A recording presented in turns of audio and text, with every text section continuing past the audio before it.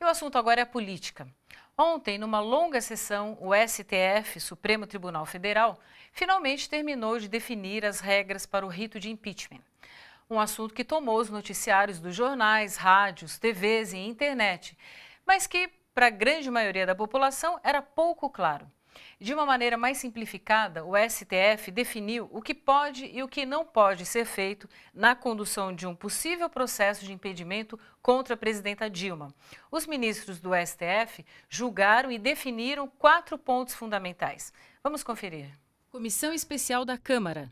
Ficou definido que a comissão especial que decide se abre ou não o processo contra a presidenta será indicada pelas lideranças partidárias e eleita com votação aberta, ou seja, a chapa alternativa que já foi eleita com votação secreta será desfeita.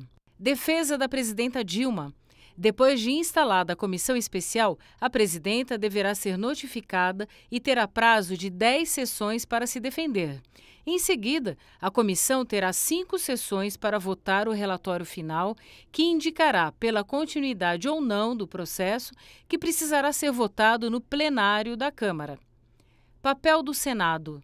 Se o plenário da Câmara dos Deputados aprovar o pedido de impedimento, o processo deverá seguir para uma análise do Senado. O STF também decidiu que o Senado tem poder para decidir se continua ou não com o trâmite do processo de impedimento. Decisão final. Se o Senado decidir continuar o processo, a presidenta Dilma é afastada do cargo e começa um processo que, ao final, decidirá em julgamento conduzido pelo presidente do Supremo sobre a cassação ou absolvição. A decisão de ontem do Supremo Tribunal Federal de dar autonomia ao Senado para decidir sobre o trâmite do processo de impeachment contra a presidenta Dilma Rousseff é um bom sinal para a estabilidade política. Com isso, o STF também colocou um freio nas decisões arbitrárias do presidente da Câmara, deputado Eduardo Cunha, do PMDB. A análise é do comentarista de política do seu jornal, Paulo Vanucchi. Vamos ver.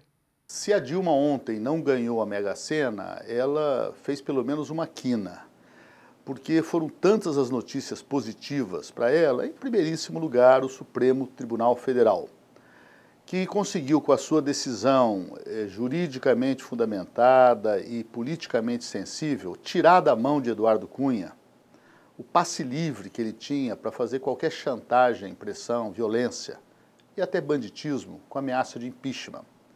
Então, a partir da decisão que retira dele, da Câmara, e repassa para o Senado um papel fundamental para decidir se haverá ou não o processo de impeachment, e no Senado a força favorável a Dilma é muito maior do que na Câmara, não há o tipo de bandalheira que tomou conta da Câmara nessa gestão de Eduardo Cunha, de fato, o mandato mesmo de Eduardo Cunha, ele está agora pendurado por um fio de teia de aranha, não vale mais nada.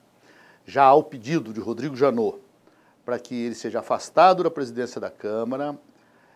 Pode ser examinada ainda na próxima semana a proposta de cassação do seu mandato parlamentar, que eu avalio como inevitável neste momento, e ainda existe a possibilidade de ser preso e entrar numa dessas delações premiadas aí, que ele vai poder apresentar quem é que deu tanto dinheiro para ele, para viabilizar não só apenas a sua eleição, mas um séquito de apoiadores, a sua tropa de choque.